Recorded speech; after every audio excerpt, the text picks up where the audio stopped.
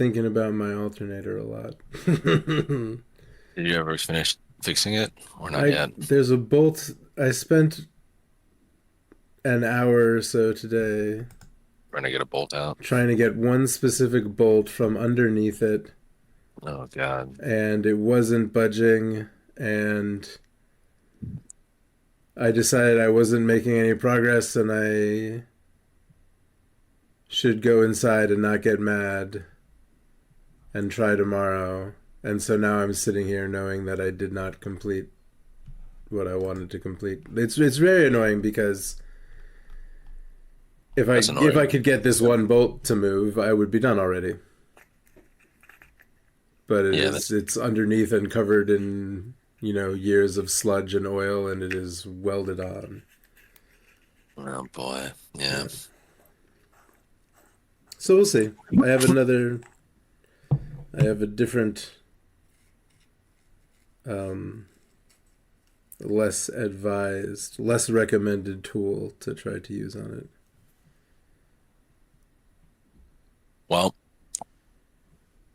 the recommended tool doesn't work. Yeah, the less recommended one is the next like a socket screwdriver that I'm gonna try to get in there and hopefully be able to apply pressure forward as well as and not crush myself by knocking it off the jack at the same time. Yeah, don't do that, please. It's lots of fun. Yeah, actually, that's part of why I decided, all right, I'm done for the day, is because Paprika escaped, and I was like, he's gonna be trying to sniff underneath the tires and shit while I'm like trying to knock it off the jack. It probably won't knock it off the jack, but I know, but I hear you. Yeah. it's really a horrible little space to have to get into and then try to fight with Yeah. It sucks. bolts. I pay people to fix my car. Man, someday I hope to be able to pay people to do things like that and do my Yeah. taxes. Yeah, Like so yeah, sorry, please continue. I got myself a college education. Yeah. Yep. I don't use anything I learned in college. Does the certificate that you got from the college have to do with you being employed? Vaguely. Yeah. Vaguely? Well, It's there. I can say I have a college degree. Honestly, for a lot of jobs, that's all they care about. They don't even care that it's a useful one. I mean, I guess I can say I learned how to learn. I learned how to study and learn hey, and yeah, I mean, systematize yeah, learning new skills, which is actually extremely important. that's really a part of it. I'm So, really, I have no basic learning skills. I don't know how to learn things. I was talking about my car earlier with Iggy, and I was talking about how my least favorite thing to do is have to learn something or figure something out in order to repair something. I don't know. I guess I grew up. My dad is kind of handy. My dad hates having to hire people to do stuff around the house. Even as like late as like last year, he and my mom were like painting the house by themselves. My Cool. dad, my dad is 74 now, so he was 73 doing it. But even by the time it took them like 2 weeks because they would just do like a little bit at a time. I mean, I do that with my own home. Yeah, but even by the time that he was done, he was like, "Okay, this is probably the last time I'm doing this by myself." It's a cool thing to do. Yeah, he We was said, like, "This hurt." He was like, "This kind of hurts," so I don't think I'm doing this by myself anymore. Maintaining the place and being able to is pretty cool. Yeah, yeah, I can do basic stuff around my house, but um, I'm also in a co-op too, so that's yeah, part you're of it. Oh, limited with what you sure. do too. Yeah. I am baked into baked into my monthly fees are paying a bunch of service people to take care of the building. Yeah. Yeah. Okay. Yeah. So anyway, so I'm very distracted and have had a whole I as you know, man. both know, I've had a whole lot of experiences You've been having, yeah. lately. I was gonna say you've been having like a week, but it's more It's been like a a couple couple weeks. weeks. Yeah, it's been Yeah. a real couple weeks. So thank you both for joining me tonight. We are going to watch Miri, which is in the broadcast order episode 8. This one has to do with feral. I don't know if I don't know if feral children is the right term. I don't think so in this instance. As much as they are children who have been kind of like left to There's become feral, they aren't feral themselves, if that makes sense. Are they there's some. children of the corn types? Are they like we're gonna kill anyone who turns 15? It's more complicated. They're semi-feral. Okay. Oh, okay. Okay. Yeah, part of the issue is that feral implies lack of like language skills, Okay. as The well as so lack the of like of like quote unquote culture or whatever, like the whole like saying Yeah. please and thank you and knowing basic quote unquote manners. Sure. Yeah. So these children are going to speak. They have Yeah, some kind of society going on, but there are no adults around. I don't know if it's children of the corn in the way that they're going to, I'd say it's make more. sure that children are all that is around. But What's the Of the Flies movie? The one with the kids. the Lord of the Flies. Or the Yeah, flies. I'd say this is more in line with that. Yeah.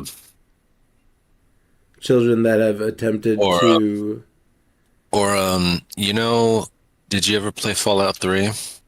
Yeah, yeah. I played Fallout 3. There was a place with some There's a children. place called like Tiny Town, right, or something. Yeah. There's a town where it's populated entirely by kids, and as soon as you turn 18, they kick you out. Yep. To fend for yourself in the wasteland. That's Children of the Corn, kinda. Except I'm pretty sure they just executed them. Yeah, they don't execute. They're just like, okay, peace out. But since they're sending you out into like the horrible irradiated wasteland filled with mutants and raiders, Might be just as bad. it's almost as bad. Although, in Fallout 4 you do meet a character who was a kid in Fallout 3. Oh, really? And I think he's one of the possible companions, and he's an adult now. He's in like his 20s because it's like a few years later or something like that. Are there vampires in Fallout 3? I don't think so.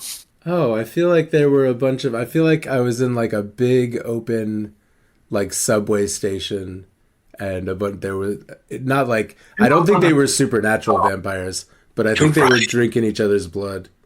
You're right. There was a bunch of dudes there was a bunch of guys pretending to be vampires, but they were not actually vampires. Yeah. Okay. They had like a weird, they had like a weird end of the world cult where they were all pretending to be vampires, and I was laughing a lot when I was murdering them. So we're talking about weird makeshift societies today, maybe involving children or vampires. Mhm. I remember watching this one. I feel like I have an impression of either some leader kid or some important kid. Maybe it's Miri, or maybe they rescue Miri. I No, recall that's there being a kid that I grew a distaste for. I remember being annoyed at like a bully oh kid who was being mean to Kirk. oh, it just days for. I think that might be Mary, but maybe not. Miri might be mean. There's some. I feel like there's going to be one mean kid, or maybe they'll all be mean. Anyway, clearly, I don't really remember this one, but I remember watching it. I remember aspects of it. I don't remember it well overall. It's been many years since I've seen it, but I don't remember how they resolved the central conflict. Yeah, do some of the crew get kidnapped even maybe by the dwellers on the planet? That's sort of a common Star Trek thing to have happen. Like the I'm not. the They don't get like they are forced to stay down there, but it's not because of the kids. You'll see. I don't want to spoil it. oh, It okay, comes up pretty much right away. cool. Um, yeah, then let's find out what it's about. But Chris, do you have facts about this one? yeah. So original air date was October 27th of 1966. And it was directed by Vincent McVerty, who will actually be directing the next episode we watch as well.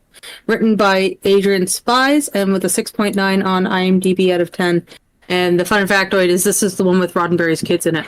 Ah, yes, that's right. Yeah, Roddenberry's kids are in this one. Kids. Nice. Yeah, both of his daughters played children on this. All right. Okay, cool. Yeah, let's take a look at it then. Awesome. Oh, I am already sharing. Good.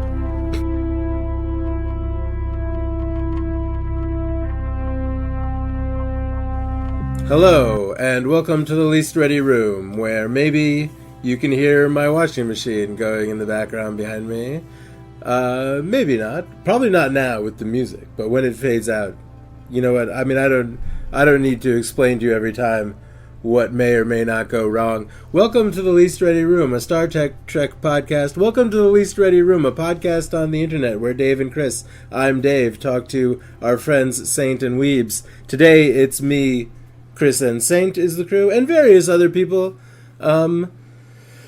that we are friends with. This is this is a spin-off of my other podcast, where I talk to my friends on the phone. This is a podcast where I talk to my friends on the phone about every episode of Star Trek that we can possibly get our hands on.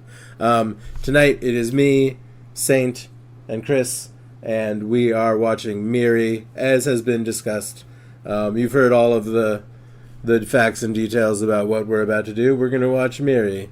And then we're going to talk about it, all three of us. So no segment. Well, there will be a segment at the end where I read the question of the week, but instead of segments with various people, it's just all three of us doing the thing. And I think that's it. I'll be back. I'll talk to you again at the end. Here we go.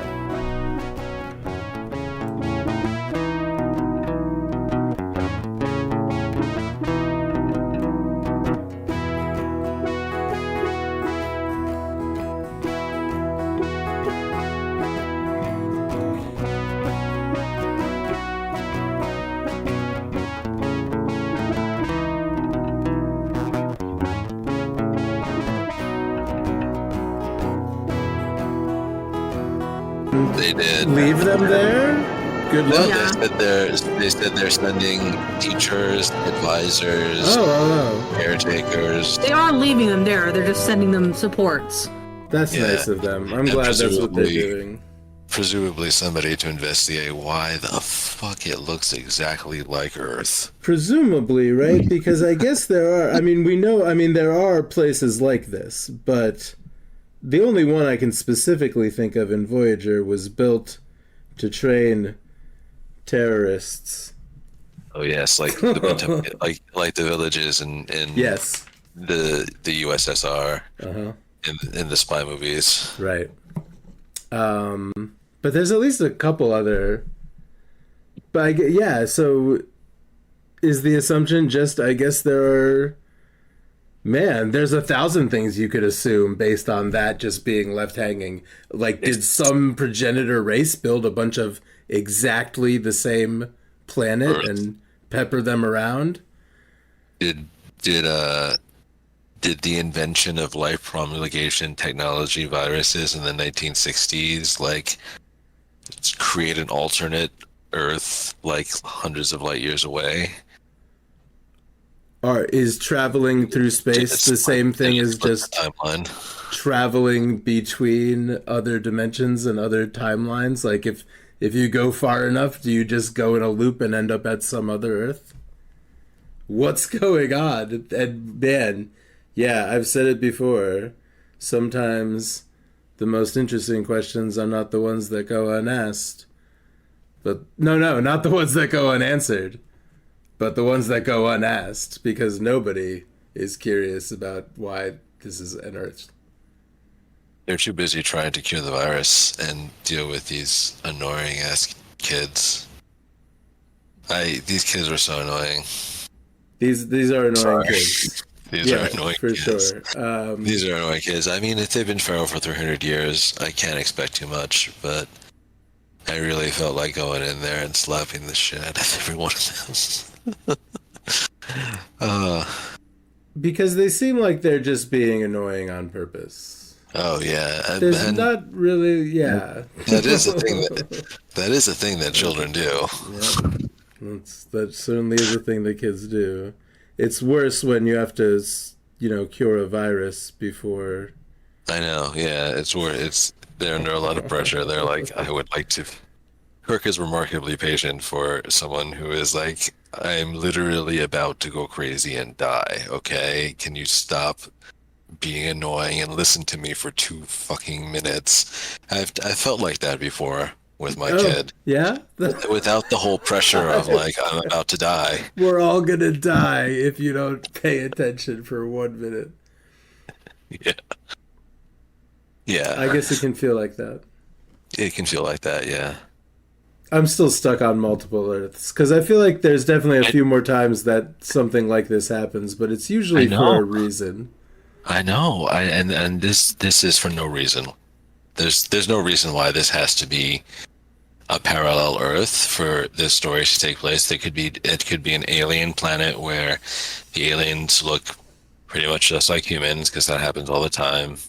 That happens a You lot know, in this series, that's for sure. in this series because it was only in TNG where they're like we've got a little bit better makeup Put and something on budget. everybody's forehead. Yeah, so like glue some dicks to everybody's faces. Hmm. Um, Everyone needs more dicks glued to their faces. yeah. That's Um, the. in TOS, they're just like, no, they're aliens, but they look just like people. Let's just maybe give them a weird haircut and like some funny clothes, and say they're like we are, Organians, or we Yeah. are, Rigelians, or whatever, Yeah, so, boy. Yeah, I really. It's hard to get past that whole Another Earth thing, especially because no one seems curious about it. But It's utterly unnecessary. It's totally unnecessary. it's It adds really the whole bizarre. layer. Yeah, it's like It someone had to make adds that choice. so an extra layer of like WTF. I mean, I guess the idea was it's like, okay, so we've got this set that's erect. Right to 19 1960s neighborhood. Yeah, wrecked 1960 neighborhood, and we're gonna have a bunch of Pharaoh kids running around it.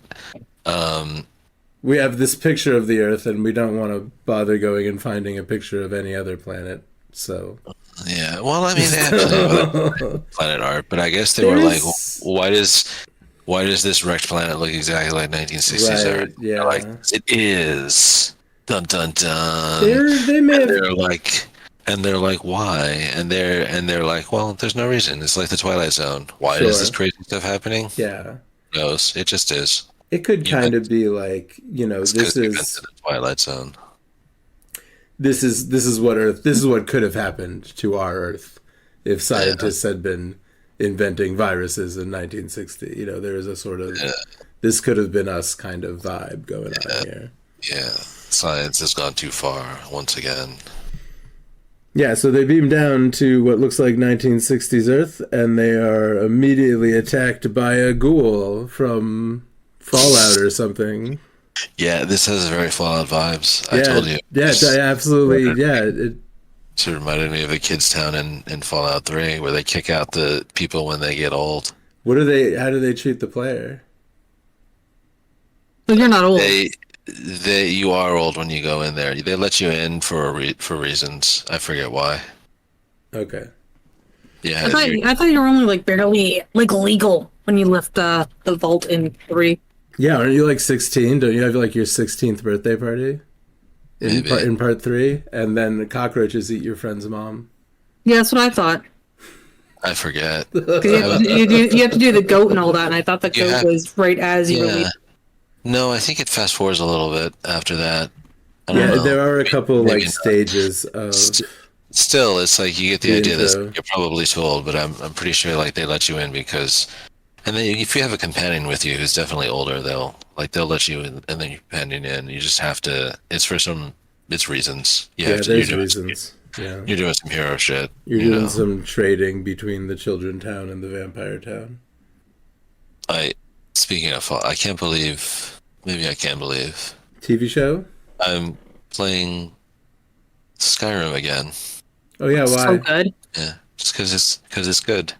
It I is. haven't. I have a new set of mods I've downloaded and installed and playing around with, and Yeah, I wonder if I should play it again. It is it's good. like it's like a warm blanket of nostalgia. Are you Like shooting? Are you sneaking and shooting arrows?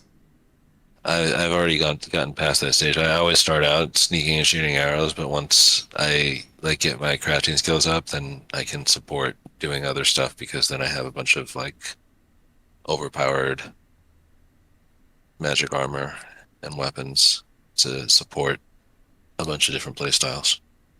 Oh, good. All right. So now I'm at the stage I'm like level 45 or something like that, and I've stopped using my bow and I'm using destruction magic and conjuration magic. I Yeah, always found neat. I couldn't stick with it. I always ended up accidentally switching Shoot, back over, you know? sneaking and shooting. Yeah, Yeah. that's. I It's mean, that's the thing to do. It's known. it's like the carcerization of Bethesda games is sneaky is like your sneaky ranged attacker. That's always the best. Yep. It's like it's Fallout, Starfield, Skyrim. Did you? It's the best. You You're didn't. sneaky shooter, sneaky archer is just like that's what everybody's playstyle evolves towards because it's the most efficient. I'm probably not correct about this, but did you just use a word that describes the biological tendency to become a crab? Yes. You did. Yeah. Yeah. Okay. All right, good. Yeah, exactly. If I remember correctly, It becomes a sneaky bow and arrow Dude. man. I just watched a really good YouTube video, hilariously, about how the YouTube algorithm is twisting content creation on YouTube Into the crabs. same way. The same way that evolutionary pressures create crabs out of most crustacean creatures in Boy. a lot of situations. The YouTube algorithms are creating this evolutionary pressure on content creators to how they create their videos. After And this, it's really, really interesting. after this whole internet thing, I hope that there are people to look back upon this era. I hope that someone survives to look back on the 2020s and be like, "Wow, how did these people survive this?" Well, I think the AIs that eventually will replace us all will look back on this time period as like they're like, oh yeah, my childhood. I remember that. Yeah, when we were all, yeah, this will be their 90s. Yeah, it will be. The AI that replaces us. Yeah. Well, I guess it'd be really be more like remembering when you're an embryo. They'd be like, oh yeah, this is back when I was in the womb. This is my pre-sentient days. Yeah, fragments of horrible, bad dreams from while being in the womb. Yeah, except since they're like AI, they'll be able to like actually look at records and be like, oh yeah, that's what was going on.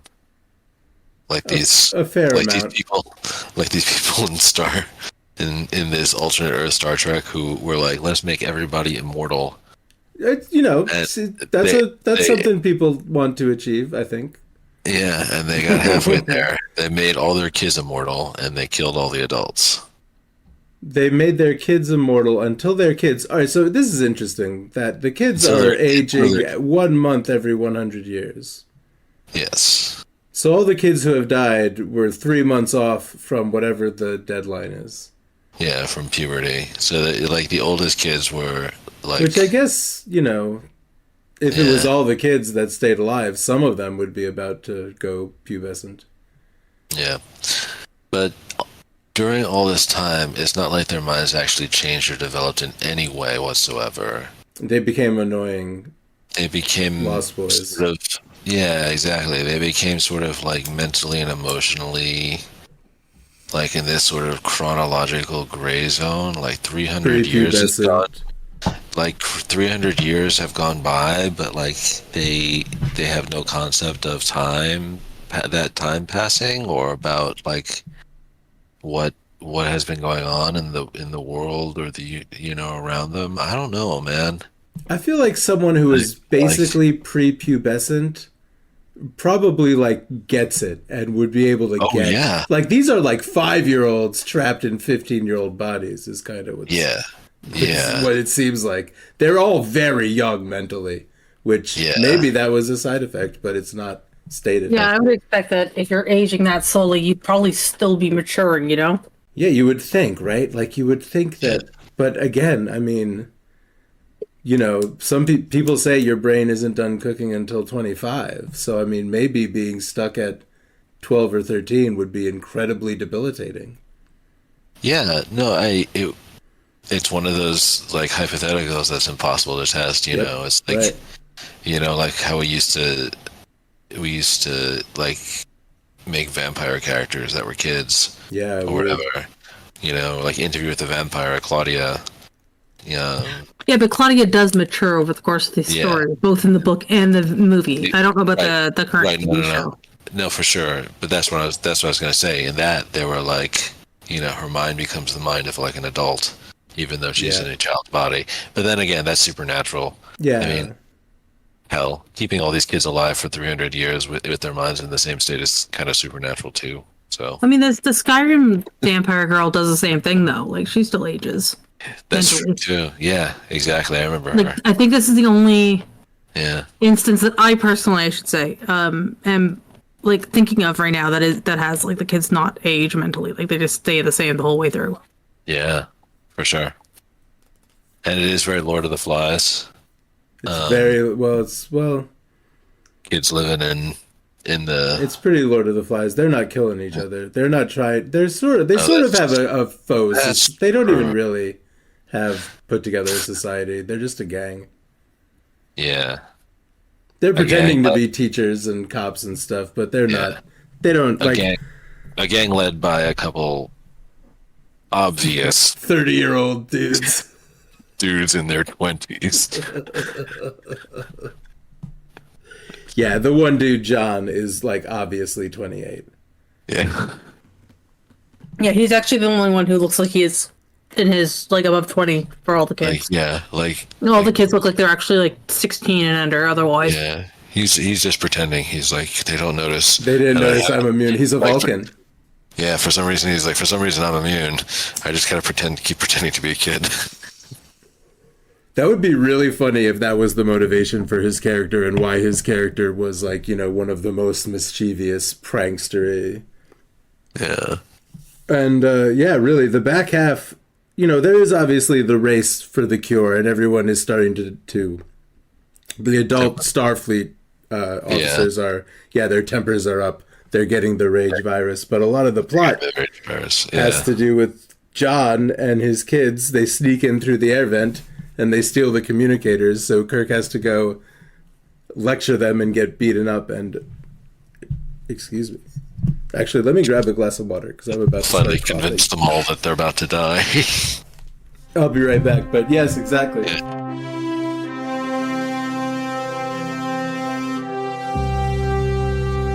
So he didn't. I mean, he ended up. It's good that they were able to communicate with the ship. They would have had to, but I mean, he didn't get even. back to Star Trek. He wanted to get the communicators to so they could test McCoy's red substance he created. But McCoy, before he even gets the communicators, he's like, you know what? Here we go. Like, I'm gonna Dr. Jekyll this shit and shove it into my own veins. Yeah, man. Well, I mean, he was running out of time. It makes sense, Yeah, right? Like, no, it's a last ditch thing. Yeah. His level of like risk assessment had been compromised by the virus. And by Kirk screaming at him frequently. Yeah. And he was overcome with a lust for science, and he had to find out, and he did it. He really didn't want to die. Turned out great. Also, yeah, turned out great. Good thing that worked, McCoy. And so they're gonna send a bunch of doctors and teachers to go hang out with these children on this other Earth, these immortal children. But yeah, really. Well, I think the vaccine would probably also cure them of their very slow aging. Oh It man, do depends they on how want it's been that? developed. They don't Well- actually specify it either. Like, it depends on what he developed specifically. Yeah. Well, this is his vaccine, and I felt like it was the same virus. The virus that keeps them from aging or that ages them Yeah. very slowly is also the virus that will kill you when you get to puberty. See, I thought it was a little bit more vague on that because, like, they do talk about how there was a specific disease and also the the anti-aging thing, right? Like they talked about it nearer Yeah. to the end where they're talking about this old disease that he's using to co-opt and create this vaccine. So there's I, I don't know. I'm not a I thought it was all the same thing. Like It None of might us be. were in the writer's room, like so like sorry a to Will say. Smith I Am Legend kind of Yeah, scenario, I was kind of thinking about I Am Legend, you know. where they Yeah. tried to cure Like, it's cancer and they made vampires instead. Yeah, that was I Am Legend. But yeah, that's the idea I had. They were like, we're creating these retroviruses that are supposed to like rewrite your cells. That's real science, actually. They kind Yep. of technobabbled the rest of it, but they were like, yeah, and it's supposed to like keep regenerating your cells and keep you aging much slower. But it only worked for the kids and anybody Yeah. else it kills. And So anyone else glandular reasons. turns into Yeah. a purple ghoul immediately. yeah, for glandulars, it gets rage For virus. glands, yeah. Yeah, it more gets rage McCoy virus. and his glands. It always McCoy and his goddamn glands. Glands. Always thinking with your glands, McCoy, and not quite saying it's worse than that. He's dead, Jim, in this episode. Yeah, it's dead. It's dead. Yeah. He didn't want to. He didn't want to classify it. He just wanted to say it. Well, Kirk punched it to death. It's better to call it a nit than this kid. No. Oh no! They got there.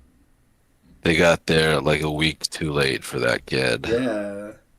Imagine and for Janice too, Louise. or Louise. Or Eloise? Was it Louise? It's or Louise. It was Louise. Yeah. Yeah, imagine you're not gonna. You're gonna die if you hit puberty, but you're only gonna age 1 month every 100 years, and also in 300 you years were- the virus will be cured. I think. I think it wasn't quite 1 month to 100 years for It those probably kids. that was yeah. It probably I did kind not of got the impression it was result like a like that, little yeah. bit, like not quite that good. 1 month in 100 years was the stated goal of the project. We don't know Yeah. if that's what the result Yeah, was. Yeah, but I okay. kind of got the impression that it was more like most of those kids were probably smaller Yeah. when everything went down. Maybe that's what it is. Maybe that's why they all act super young, like they're all 5 or 7, because whenever the event occurred, that their mental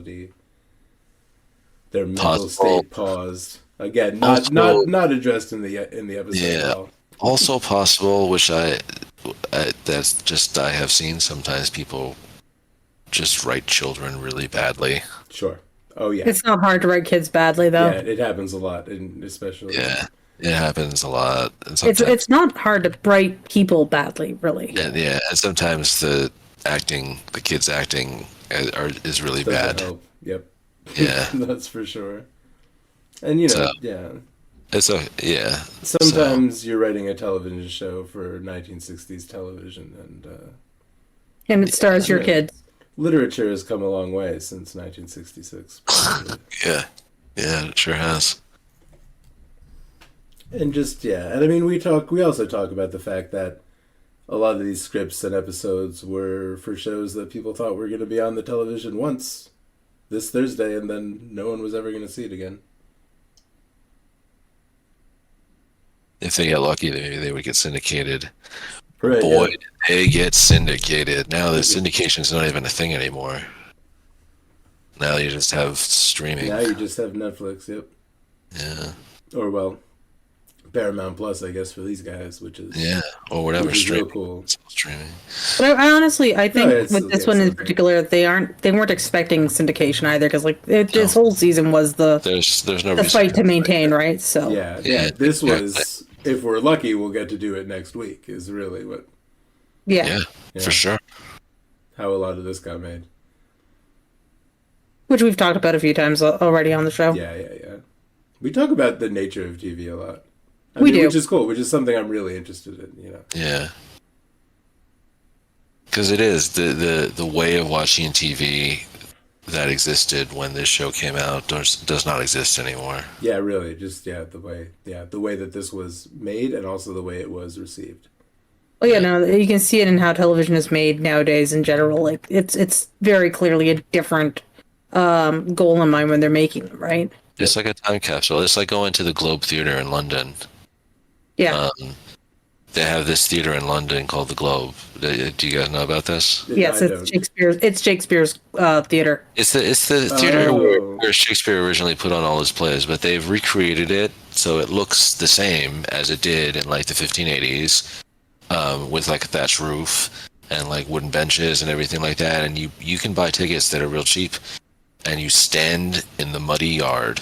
It's just like a dirt yard below the stage, and to watch Shakespeare plays, and they put them on the way that Shakespeare would have done for the most part. Sometimes they do other stuff, but that's the main thing that they do is they wear Elizabethan costumes of the costumes for the play.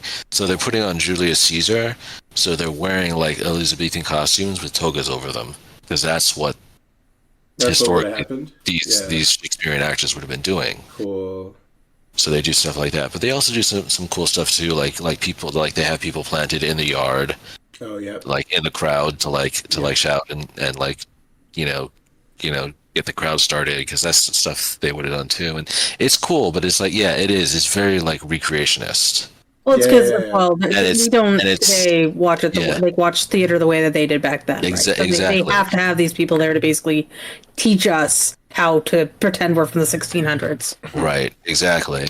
So and that's it's like theater's changed, entertainment's changed, and like the world has moved on and changed, and that's kind of how it is too, watching this. And it's kind of weird thinking about it too, because like when you were kids watching TNG or DS9 or Voyager, you can still look back at TOS and it's still recognizably the same kind of TV. Yeah. Yeah. Yep. Uh-huh. Yep. You know. Yeah. Yeah. Which is yes. But shows that come out now are not. Right. And then I still haven't gotten around to watching any Lower Decks, but like just from what you guys told me about Lower Decks, is basically just like Futurama, Star Trek smashed together, and it's super self-referential. Yeah, in a lot of ways. And kind of meta. Kind of. In a lot of ways, it is that Futurama smashed with Star Trek feel overall. Like it's a little bit silly, a little bit goofy. But not quite like as a comedy show. Super, yeah, exactly. Right, yeah. But yeah, like Futurama is like a comedy show. Lower Decks is still a sci-fi comedy. Like it is actually a comedy show. Yeah. Right. It's still kind of Star Trek-y. It's still it does. It has a hope. It's got the utopian future feels. Yeah, it touches the heavy subjects. Yep. Here and there, and yeah. But yeah, no, super self-referential. Like they don't go 5 minutes without making some reference to something that happened in previous Trek somewhere. Right. Exactly. So that's, it's impressive how many references they do. And then what other shows you have like Picard, which is not a Star Trek show like we think of a Star Trek show. It's basically just a drama. It's like a character drama, but with Star Trek characters. Discovery is to date probably my least favorite of the Star Trek shows that are out right now that I know of, for the fact that it's not Star Trek. Up there with Prodigy, they're really not Star Trek shows either. Yeah, Discovery, from what I understand too. Also, didn't watch too much of that. It's a one-man show with a cast that backs that one person, rather than being an ensemble show the way Star Trek is supposed to be. Maybe we should do like a bonus type episode where we just spend like 5 minutes talking a little bit about each series and what our impressions are. Maybe each individual. I have not watched like any of the modern series. What's great about Lower Decks and all those shows? Those shows all come out once a week. Lower Decks, when they're coming out, I love to watch them. Yeah, Lower Decks feels like classic Star Trek. I feel like I'm watching TNG, but sillier. Yep. Yeah. It really does feel like Star Trek. Prodigy does not. I don't know what about it is, but it does not feel like I'm watching Star Trek. And yeah, Lower Decks I'm is down. the most like the '90s shows. Yeah, it really It is. is one And of the that 90s crossover shows. episode was so good. Yeah. They did it so well. Yeah. Yeah. Let me say thank All right. you now, so I don't forget to. But I'll let you. Were you about to start saying something else? I give Miri a 6 out of 10. 6? Yeah, Yeah. not a lot. Not really. We're not really pushing 4. any boundaries. Not a lot really happening. A lot of unexplained exact copies of Earth for no reason. Really weird. Again, only because I must assume that they had like this set dressing and we're like, let's just say it's just Yeah, exactly that Earth. had like English signage and stuff. Like it was Yeah. obviously an Earth set that they were using. Yeah. Yeah.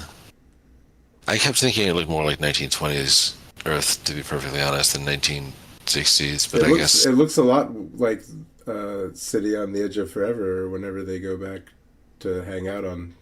yeah, to hang out with some lady. Yeah, some lady that has to get shot in That the has street to or die. whatever or something. Yeah, so And that McCoy falls in love with her. I remember that one. and it's something grim. It's like if she doesn't die Yeah, in the if street, she doesn't die, the future doesn't happen. then she like something happens where Hitler takes over the world or Right, something. yeah, exactly. Yeah, I don't remember what the exact details were. Like what? Like she's a good person, but she causes everybody to get killed by Hitler. Something terrible. It's like, wait, what? We'll get Yikes. there. That's a good one. Yeah, It's one of the last episodes of the season. Oh, cool. yeah. The Menagerie is coming up soon. That's about Yeah. halfway through season 1. Talking with the beeps. Yeah, Captain Pike. Yeah, Oh, boy. God, I keep thinking about that Futurama episode. Please answer using the beeps.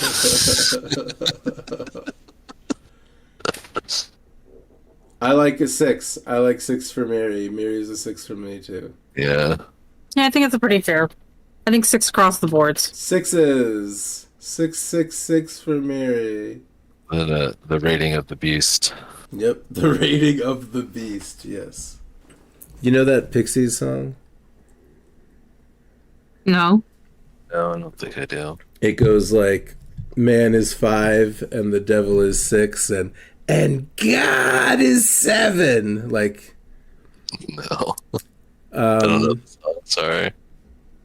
yeah, I guess I was thinking about, or it was on or something or whatever the other day, and I guess I was just wondering if like, because also sometimes the number 777 is also associated with Yeah, I've God, seen that. maybe.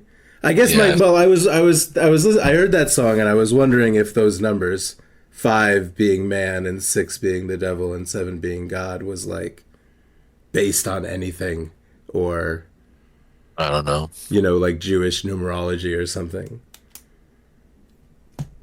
I know a tiny little bit about Kabbalah and Jewish numerology. Yeah, I know about that tree from Evangelion. Yep. Yeah, I don't know. Yeah, I don't know. What Those I numbers. know, I don't. Yeah, I wonder what I why. know about numerology is that you can make any numbers work as almost anything if you try hard enough. Yeah, it seems that way. Yeah. I remember a role-playing game that Oh my came God, out that's what I was thinking of. It's called In Nomine. You wrote what you. Yeah, that's what I was thinking of. You would roll 3 dice, and if they were all 1s and you were an angel, you got a crit, and if you rolled all 6s and you were a demon, you got a crit. Yeah. Yes, dude. That's why I was thinking about this, because I was like, could we do it with like 6 races, and each race, like men would want to roll 5s, but I guess you don't have 7s. We would have 10-sided dice, maybe. 10-sided dice. Seven-sided dice. Yeah, 6-sided dice. No, well, in that game, it's like the 1-1-1 with like, it's like the Trinity. So Oh, okay, right. Yeah, that's fine. Yeah, that's why it's the angel number. that makes sense. Yeah. That's exactly what that's exactly what I was thinking of. Thank you. Okay. I remember trying to run that game because I was really enamored of the whole like Angels thing and like the it was like a mid 2000s thing. I feel like, or maybe I think we were doing this shit in 1997.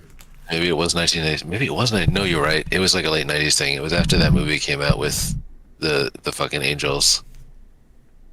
City of Angels, that movie with Nick Cage. Is that the one you're talking about? Oh no, that's not the one. John Travolta is an angel. Oh, Michael. Yes. No, which one? Yeah. either. Which The one where somebody is like an evil Gabriel. Is it Christopher Walken in that one? And he's The like Prophecy. An evil, the Prophecy. Yes. Right. Oh my God. That's wow. Yeah, that's a deep cut. Yeah. Oh yeah. It's like Christopher Walken is like an evil. You're talking angel. about how there's a war in heaven, and yeah. I got tired of being a slave to God. Yeah. So I am rebelling now too. Like that accent sort of turned into Arnold by the end. I It can't, did. It really, it's all right. it really did. Walken is tough. yeah, can't do walking. But anyway, I should go watch Dune 2. The Prophecy is rad. Dune 2 is really good. I'm going to watch Dune from 1984 or whatever as soon as I get the chance. I have like 3 different fucking like cuts of Dune 1984. Yeah, there are many cuts. There's like at least one fan cut that I downloaded from somewhere, and I was gonna start watching. That's and probably the good one, yeah. And then I was like, oh my god, no. There's okay. a good long fan cut. Trying to find where the hell it is in the depth of my old hard drive. That's an Alan Smithy movie. You know who Alan Smithy is? Yep. No. Alan Smithy is when a director doesn't want their name attached to a project. Yeah. And there was actually someone named Alan Smithy as well. At some point, I heard about this recently. Yeah. That's right. I remember about Dune. Dune 1984, directed by Alan Smithy. Yeah. I have something called The Spice Diver Whoa. cut that is 3 hours and 2 minutes long. That's the one. The good cut is about 3 hours long. The one that I used to have somewhere. The extended cut, which is 2 hours and 56 minutes long, and then the original one, which is 2 hours and 10 minutes long, where they throw in some random like shouting powers. Was that not the shouting gun weapon? Yeah. Is that not in every cut? I was asking someone about this like last weekend when we were talking about this movie. I mean, it's in all the 1984 movies. Yeah, okay. It's not in any other Dune. No, it's unique. It's a David Lynch invention. It is an invention for this movie. Yeah. It doesn't make enough sense for them to just be badasses. They need to have some kind of like cool Some gun type magic weapon. Cool science fiction tech. Sound guns. Yeah. Sound guns are dumb. Just. And then at the end, he shouts like the Dragonborn. He's like, right. he no longer needs the gun. Oh, is that part of the 84 one? Yeah, at the end after he kills Feyd-Rautha, Played by Sting. Yep. Spoiler alerts, by the way. I'm sorry. You've not seen? Well, it was released in 1984. I mean, Yeah, I wasn't born when this came out. Okay, so there's still a statute of limitations. No, I know. It's also as much as anything else. Also, every episode ends up having us do like some spoiler alert with something. Right, we do, so. yeah. Also, the book was written 20 years before that, so Yeah, was the book even written in like the 50s? It was written in the 60s. Okay. I've heard bits about it. I know some. I've seen part of the movie with David Bowie, but I've never actually seen the whole thing. David Lynch. Sting. That's what I meant. Yes, I am tired. Yes, and that movie's a mess anyway. If you actually sit down and watch that 3-hour movie, you're not going to know what you watched at the end. Yeah, no, I had like a does- summer camp, and they played that one night. We didn't actually get through the whole thing. We only had like an hour on, and then everyone had to go back to their cabins, and God. that was the extent of it. You know what I mean? Wow, So you saw the first hour of that thing? It doesn't make any sense. not even. I wasn't paying attention. I was hanging out with people and talking the whole time, so I saw like bits of it. But it was a projection in a well lit room while the sun was still out, with the giant ass windows next, like on one side of the room. on Nice. one wall. Like it wasn't even visible, like really watchable. You know? Wow, yeah. It's Dune. the dude. It's not very good. No, it's That's not. what I heard. It's not But good. it was- also is like rite of passage of But nerds it's that you also kinda have amazing. to. But it's It amazing. was Yeah. it was the only game in town for a while. Yeah. Yeah. Yeah, there And- were like 5 spaceship movies when we were kids. And then, Yeah. Sci-Fi Channel made a mini Yeah, series they did. back in the 90s or early Boy, 2000s. I wonder if I'm going to end up having to watch that. I've seen some shots from that. It looks bad. I've seen some scenes and stuff. I think there's a sequel series too. I think they did one of the other books also. Yeah, probably Dune Messiah. Man, I would probably should watch that if I'm gonna. The Dune Well- miniseries was from 2000, Okay, right at the year 2000. starring William Hurt, of all people. They managed to get William Hurt to do this thing. Wow. He was scraping the barrel a wee bit there, eh? No, I mean, I just remember seeing some of it and I'm like, wow, it looks like they're standing on a bunch of sand piled up in front of a Matte painting.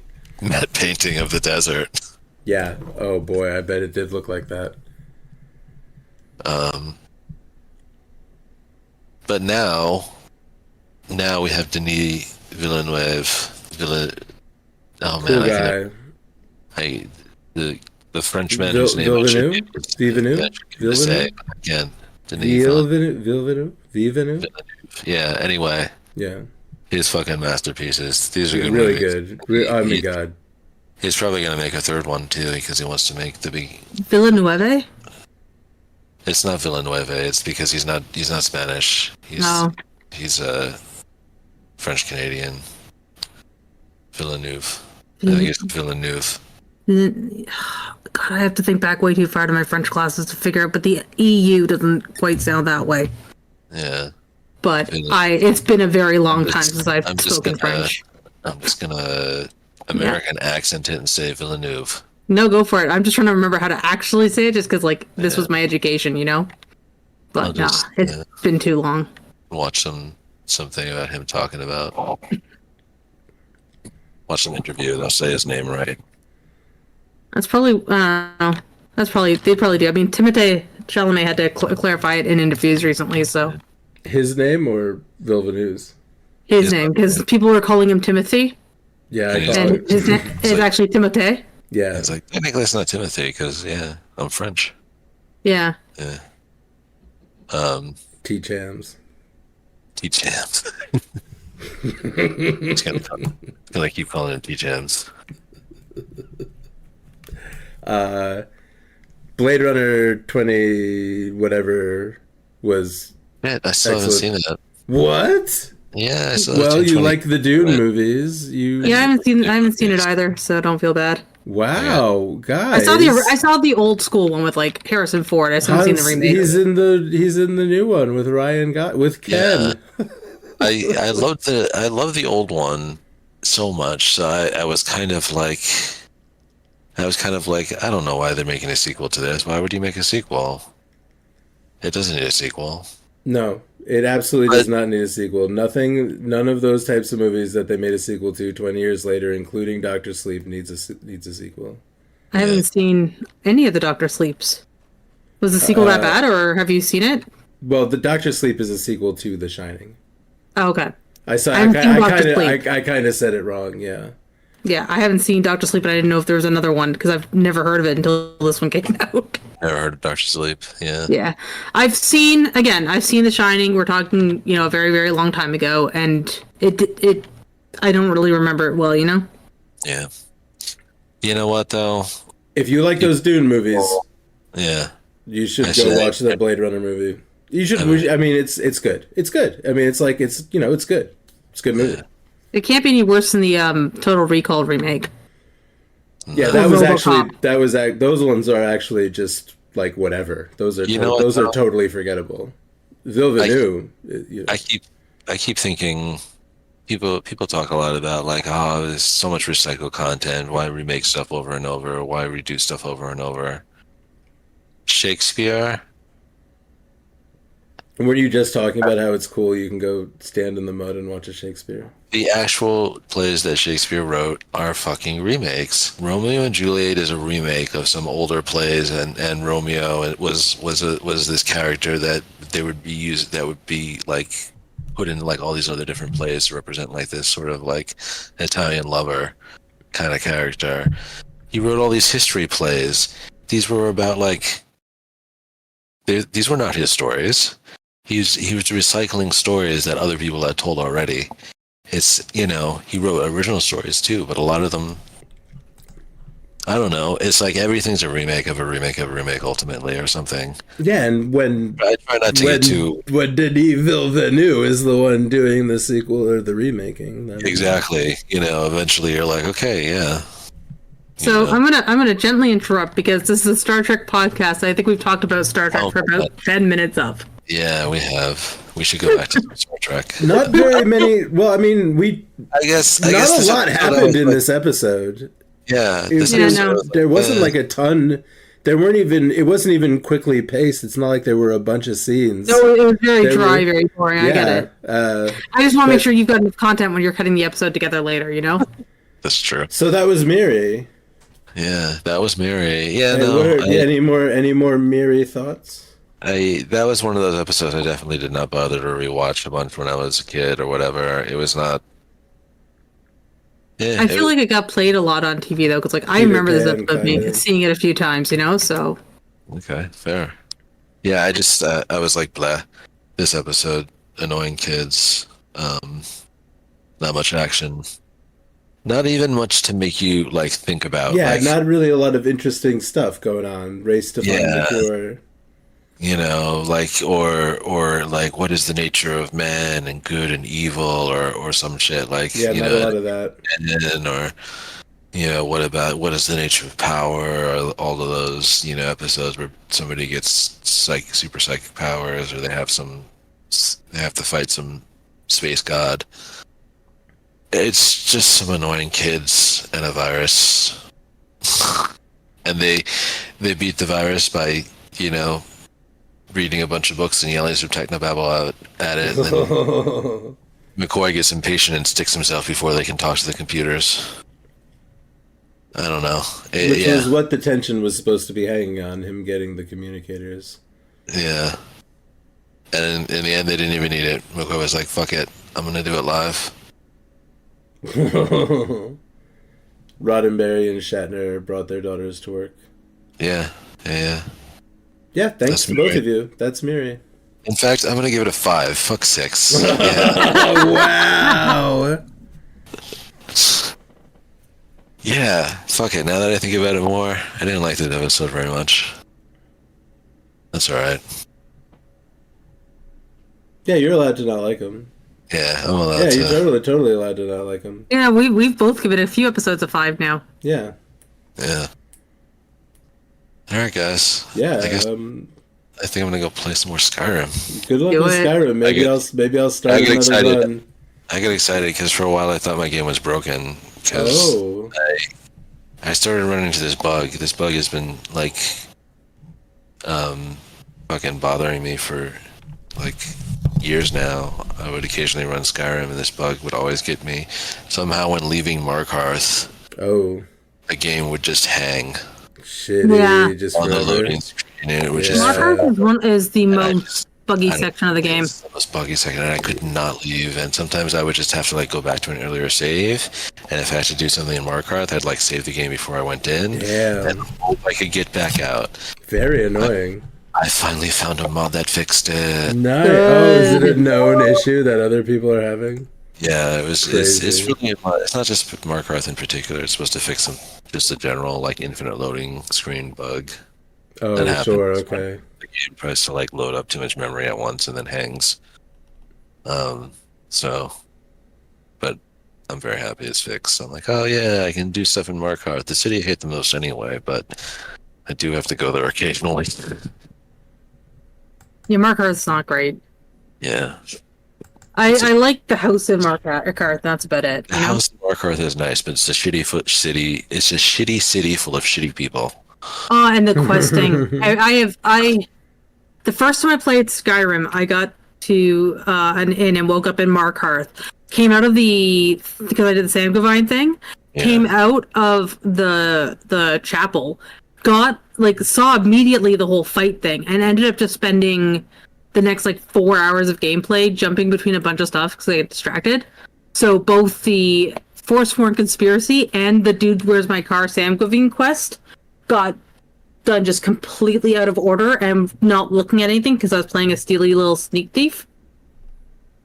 And I spent the whole time lost. I had no idea what was going on. And then I got arrested and I was like, why am I being arrested? What on earth is happening here?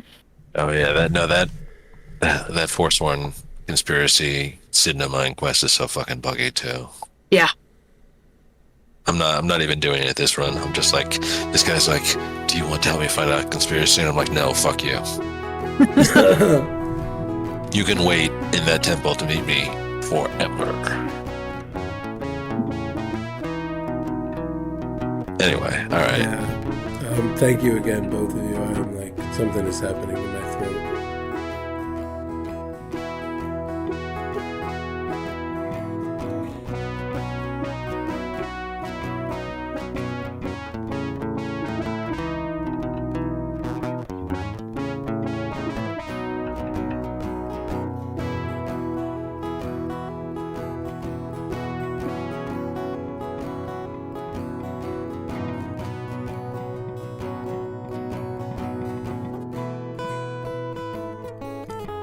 All right, thank you for listening to the Least Ready Room. Let's talk about the question of the week. The question of the week was, a wizard offers you immortality, but the cost is you will have the mind of a child forever. Do you take this deal? If you do not, is there a similar deal from fiction you would rather take? What will you give up in exchange for eternal life? Pete's response is, so, you're saying I get smarter? Sold. Locke says, absolutely not. No, I'm not going back there, and you can't make me, wizard. Saint says, no, that is a shit deal. But he's not sure what he would give up for eternal life. Aging, says Locke. I guess that does make sense. Let's see. Locke says, I feel like anything I would give up for eternal life, I don't value enough to be worth the sacrifice. Not like I wouldn't choose to give up big stuff, but if I did choose to, I'd demonstrate that I didn't value it properly. So Saint says, I mean, I'd be giving up my family by definition since I would outlive them. So that sucks.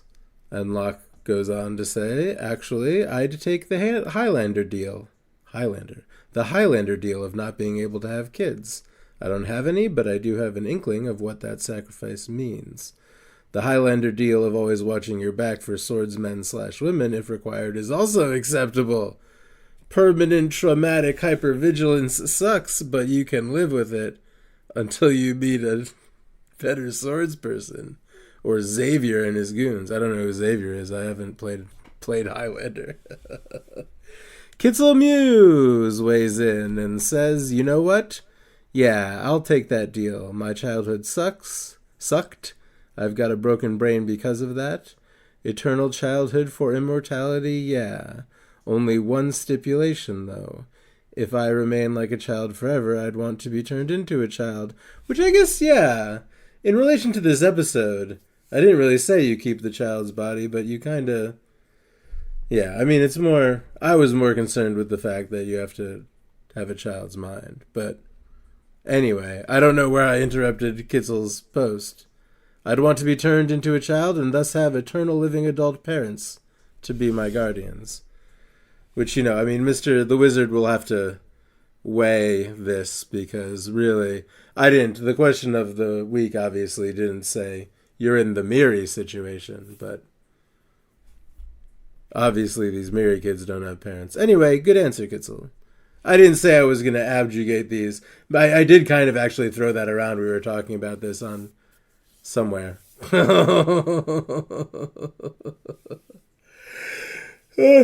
Excuse me. It's getting late. It's Monday night. This was supposed to be out on Sunday. You know what?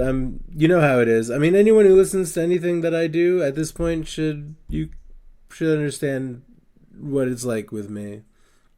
I think you guys have figured it out. I'm not positive what the question of we'll see. Anyway, yeah, maybe I will have to. Maybe the next one will involve a wizard, and maybe next week I'll abdicate. Abdicate. I am abdicating my throne as of right now. Boy, let's finish this off. Saint says the Highlander deal works for him as long as his existing child isn't retroactively deleted from the timeline.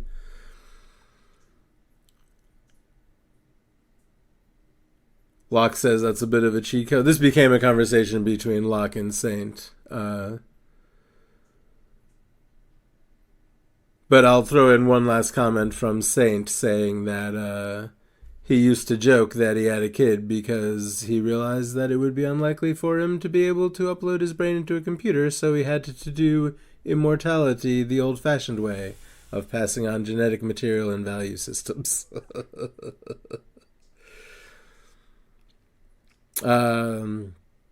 Atheist Man wanted to know if mind of a child meant incapable of learning, which is kind of what we had talked about a little bit earlier in the podcast, which I kind of feel like, yeah, you're not going to develop. You're like, if your mind is at 10, you're not going to learn. And actually, let's see, how did I answer that? Yeah, more or less, you could probably learn a game or a new word, right, but you can't learn calculus, and your experiences will never add up to any kind of maturity or adult reasoning. I sort of feel like that's, yeah, it's really, that really does put a wrinkle in it. It doesn't seem like, but it's also, these kids haven't really had the opportunity to learn or develop, you know? But I think a lot of people look back on childhood and think that they probably were more capable than they are. I don't know. I feel like the assumption is that if you get turned into a vampire at 12, your mind is you're still gonna have an adult mind after, 8 more years or so. And I don't know. I feel like that little brain is always just gonna be a mean little 12-year-old monster. Anyway, Alex, aka Atheist Man, says maybe not then. But also, I do think that if I had the mind of a child, I wouldn't really care about anything that I'd have been missing if I had the mind of an adult. Right. Kind of like that. It's more like there's not going to be a desire to learn or string things together or better yourself, right? Anyway, Alex, and would be able to constantly be in awe of the world, so it might well be the best immortality that could be offered. And honestly, that reminds me of that thing about the supermarket. You've heard someone say this about if you could go to the supermarket with a blank slate, with a fresh mind, and see all of the colors and smells and textures and experiences and all these things from all over the world in one place and all of these people, like, you would be in such awe of it. And the problem is that you've been there 1,000 times, and now it's that awe has been rubbed down to a dull sense of familiarity. Trick question, says Surreptitious Music. For the mind of a child is immortality. Which is, yeah, that's kind of where this conversation is going. Locke says, for me, the main issue would be agency. The world just isn't set up to treat kids like adults. Yeah, now we're back at being trapped in the kid's body as well, which should have been part of the question. The world just isn't set up to treat kids like adults in the ways that would be important to me. I'd probably spend most of my time homeless, in research labs, or perhaps worst of all, stuck eternally in the foster system. Inexorably creeping out a series of forever aging parents who eventually realize that I never grow or mature. There's a story seed right there. That's kind of neat. That might be what Orphan is about. And either jettison me or perish, leaving me to complete that loop again in an interminable limbo, Never able to understand why my caregivers always die or abandon me. Wow, I don't think I might have missed this answer while during the week while these were being posted. That's actually, yeah, there's a story there, and there's some things to think about there too. We're raising 2 children and also have a third that's staying like he is.